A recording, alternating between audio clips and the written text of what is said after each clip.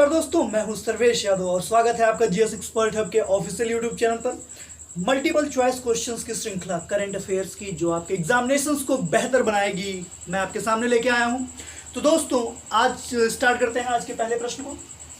पहला प्रश्न है, इंदिरा रसोई योजना किस राज्य की पहल है? बहुत ही ज्यादा चर्चा का विषय रह चुका है इंदिरा रसोई योजना। तो आपको यही बताना है कि इंदिरा रसोई योजना किस राज्य सरकार की पहल है। ऑप्शन है आपके पास छत्तीसगढ़, पंजाब, राजस्थान या हरियाणा। तो दोस्तों जो आपका सही आंसर है वह है ऑप्शन सी। किस राज्य सरकार की पहल है इंदिरा रसोई योजना? तो यह पहल है राजस्थान की। और राजस्थान के वर्तमान में मुख्यमंत्री कौन है? तो माननीय अशोक गहलोत जी। कौन है राजस्थान के सीएम? तो अशोक गहलोत जी हैं। और इंदिरा रसोई योजना किस राज्य की पहल है? राजस्थान की पहल है। और दोस्तों राजस्थान के द्वारा इंदिरा रसोई योजना का प्रारंभ कब से किया गया, यानी कि कब से यह प्रवर्तन में है इंदिरा रसोई योजना? तो इसका प्रवर्तन डेट देख लीजिए, यह है 20 अगस्त 2020। 20 अगस्त 2020 से राजस्थान सरकार ने इंदिरा रसोई योजना का प्रारंभ किया। अब इस योजना का मुख्य उद्देश्य क्या है? इस योजना का मुख्य उद्देश्य है कि जितना भी लॉकडाउन का प्रभाव है, जिसकी वजह से गरीब लोग भोजन नहीं पा रहे हैं या राशन की उपलब्धता नहीं हो पा रही उन लोगों को, तो उन सभी लोगों को 8 रुपए प्रति थाली की दर से भोजन उपलब्ध कराने की यह योजना है। यानी कि आप 8 रुपए में पूरा भरपेट भोजन कर पाएंगे एक थाली। यही है इंदिरा रसोई योजना। ऐसा नहीं है कि इंदिरा रसोई योजना अभी जल्द ही प्रवर्तन में आया है। इससे पहले यह योजना अन्य नाम से चलती थी, जिसको अन्नपूर्णा रसोई योजना के नाम से जाना जाता था। अन्नपूर्णा रसोई योजना को समाप्त करके उसके स्थान पर इंदिरा रसोई योजना को प्रवर्तन में लाया गया 20 अगस्त 2020 से राजस्थान सरकार के द्वारा। तो दोस्तों याद रखिएगा कि इंदिरा रसोई योजना कब से प्रवर्तन में है? 20 अगस्त 2020 से।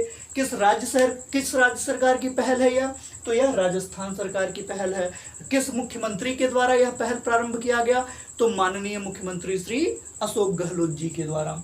और इसके साथ ही साथ दोस्तों यह जरूर याद रखिएगा कितने रुपए प्रति थाली का व्यय अनुमानित किया गया है? तो 8 रुपए प्रति थाली। कितना? 8 रुपए में एक थाली भरपेट भोजन करने के लिए मिलेगा दोस्तों। ठीक है, इसको नोट कर लीजिए। और इसके साथ ही साथ जब इंदिरा रसोई योजना प्रारंभ किया गया तो एक टैगलाइन दी गई दोस्तों। अब टैगलाइन क्या है? तो इसका जो टैगलाइन है वह यह है कि कोई भी भूखा ना सोए। यानी कि राजस्थान सरकार यह चाहती है कि उसके प्रदेश में कोई भी व्यक्ति भूखा ना सोए, और इसी उद्देश्य से उसने ले आया है इंदिरा रसोई योजना। तो टैगलाइन याद रखिएगा क्या है? कोई भी भूखा ना सोए।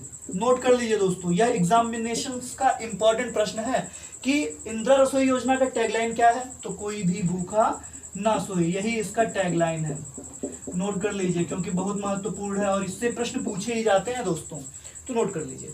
बढ़ते हैं अगले प्रश्न की तरफ। अगला प्रश्न कहता है कि स्वच्छ सर्वेक्षण 2020 में किस शहर को प्रथम स्थान मिला? अभी मैंने सुबह जो वीडियो अपलोड की थी मैंने उसमें आपको बताया था कि मैंने उसमें सिर्फ स्वच्छ सर्वेक्षण 2020 के बारे में ही चर्चा की, और उसमें आपको मैंने बताया कि स्वच्छ भारत सर्वेक्षण का प्रारंभ कब से हुआ? तो वर्ष 2016 से हुआ। तो वर्ष 2016 में जब भारत स्वच्छ सर्वेक्षण रिपोर्ट लाई गई थी तो प्रथम स्थान पर कौन सा राज्य था? तो कर्नाटक का मैसूर शहर सबसे स्वच्छ माना गया था। लेकिन इस समय आपका प्रश्न है कि स्वच्छ सर्वेक्षण 2020 में किस शहर को प्रथम स्थान मिला? ऑप्शन है आपके पास इंदौर, सूरत, नवी मुंबई या इनमें से कोई नहीं। तो दोस्तों स्वच्छ सर्वेक्षण 2020 में पहला स्थान मिला है इंदौर को। और यही नहीं, इंदौर लगातार चौथी बार इस सर्वेक्षण में प्रथम स्थान पर है।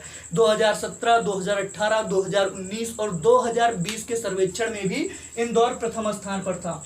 और इंदौर किस राज्य सरकार के अंतर्गत आता है? मध्य प्रदेश के अंतर्गत आता है। तो याद रखिएगा कि मध्य प्रदेश के इंदौर शहर को भारत का सबसे स्वच्छ शहर माना गया है। और वहीं पे सूरत को दूसरे स्थान पर सबसे स्वच्छ शहर माना गया है जो कि गुजरात में स्थित है। और तीसरे स्थान पर माना गया है किसको? नवी मुंबई को। देखिए ऑप्शन में आपको तीनों मिले हैं, लेकिन तीनों की रैंकिंग अलग अलग है। पहले स्थान पर है इंदौर, दूसरे स्थान पर है सूरत और तीसरे स्थान पर है हमारा नवी मुंबई। तो स्वच्छ सर्वेक्षण 2020 में किस शहर को प्रथम स्थान मिला? तो प्रथम स्थान मिला है इंदौर को, मध्य प्रदेश में जो है। दूसरे स्थान पर है सूरत जो कि गुजरात में है और तीसरा है नवी मुंबई। ठीक है दोस्तों, अगला प्रश्न है अक्षय ऊर्जा दिवस मनाया जाता है, यानी अक्षय ऊर्जा दिवस कब मनाया जाता है? ऑप्शन है आपके पास 10 अगस्त, 12 अगस्त, 20 अगस्त या 24 अगस्त। देखिएगा दोस्तों, जो अक्षय ऊर्जा दिवस मनाया जाता है वह किसकी स्मृति में मनाया जाता है? वह मनाया जाता है राजीव गांधी की स्मृति में। और यह किस डेट को मनाया जाता है? 20 अगस्त को मनाया जाता है। इसको नोट कर लीजिए। अक्षय ऊर्जा दिवस कब मनाया जाता है? 20 अगस्त को मनाया जाता है। किसकी याद में? तो राजीव गांधी की याद में। और इसके साथ ही साथ 20 अगस्त को एक और दिवस मनाया जाता है जिसको हम कहते हैं सद्भावना दिवस। नोट कर लीजिएगा, सद्भावना दिवस और अक्षय ऊर्जा दिवस दोनों ही राजीव गांधी की याद में मनाया जाता है, जो कि 20 अगस्त को मनाया जाता है। इसलिए इन दोनों को याद रखिएगा दोस्तों। अगला प्रश्न है विश्व मच्छर दिवस मनाया जाता है, यानी विश्व मच्छर दिवस कब मनाया जाता है? अब सोचेंगे कि सर विश्व मच्छर दिवस की बात क्यों कर रहे हैं? क्योंकि यह अगस्त में मनाया जाता है और बहुत ही महत्वपूर्ण टॉपिक है दोस्तों। विश्व को मच्छरों से होने वाले रोगों से बचाने के लिए विश्व मच्छर दिवस की स्थापना की गई। विश्व मच्छर दिवस मनाने का प्रावधान किया गया ताकि लोगों को मच्छरों के प्रभावों के बारे में जानकारी उपलब्ध कराया जा सके, ताकि वह मच्छरों से बच सकें। जैसे आप सभी जानते हैं कि मादा एनफ्लीज के काटने से कौन सा रोग होता है? मलेरिया होता है। और मलेरिया के साथ साथ लिम्फेटिक फाइलेरिया भी का कारण कौन है? हमारा मादा एनफ्लीज है। तो इन सब से हम कैसे बच सकते हैं, इसी के लिए विश्व मच्छर दिवस मनाया जाता है। तो आपके पास 4 ऑप्शन है, बताइए किस डेट को मनाया जाता है? 20 अगस्त, 22 अगस्त, 23 अगस्त या 21 अगस्त।